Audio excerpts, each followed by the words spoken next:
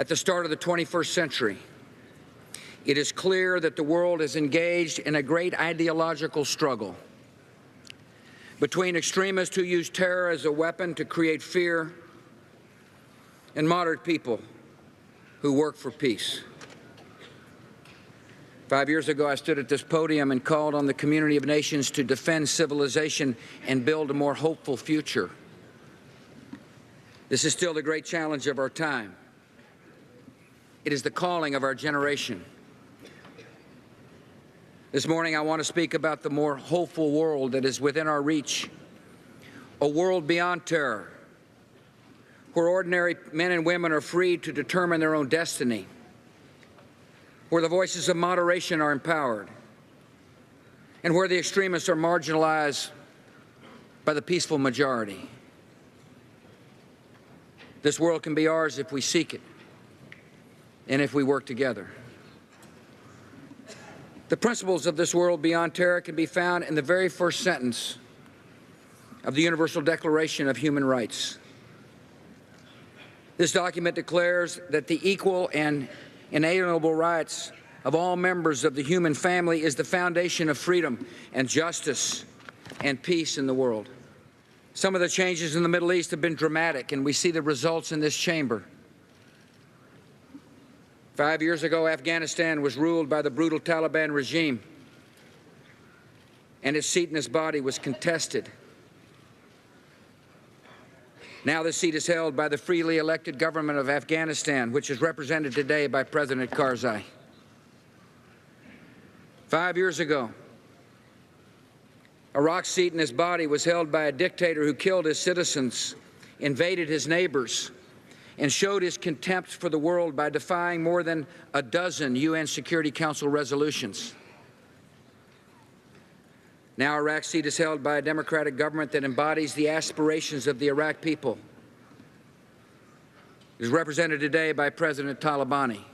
Every nation that travels the road to freedom moves at a different pace, and the democracies they build will reflect their own culture and traditions. But the destination is the same: a free society where people live at peace with each other and at peace with the world. Some have argued that the democratic changes we're seeing in the Middle East are destabilizing the region. This argument rests on a false assumption that the Middle East was stable to begin with. The reality is that the stability we thought we saw in the Middle East was a mirage. For decades, millions of men and women in the region have been trapped in oppression and hopelessness. And these conditions left a generation disillusioned and made this region a breeding ground for extremism. Today, I'd like to speak directly to the people across the broader Middle East. My country desires peace. Extremists in your midst spread propaganda claiming that the West is engaged in a war against Islam. This propaganda is false, and its purpose is to confuse you and justify acts of terror. We respect Islam, but we will protect our people from those who pervert Islam to sow death and destruction. Our goal is to help you build a more tolerant and hopeful society that honors people of all faiths and promotes the peace. To the people of Iraq,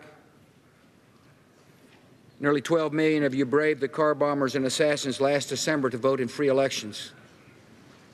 The world saw you hold up purple ink-stained fingers, and your courage filled us with admiration. To the people of Afghanistan, together we overthrew the Taliban regime that brought misery into your lives and harbored terrorists who brought death to the citizens of many nations. Since then, we have watched you choose your leaders in free elections and build a democratic government. Freedom by its nature cannot be imposed. It must be chosen. From Beirut to Baghdad, people are making the choice for freedom.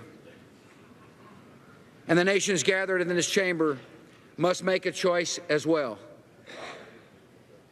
Will we support the moderates and reformers who are working for change across the Middle East? Or will we yield the future to the terrorists and extremists? America has made its choice.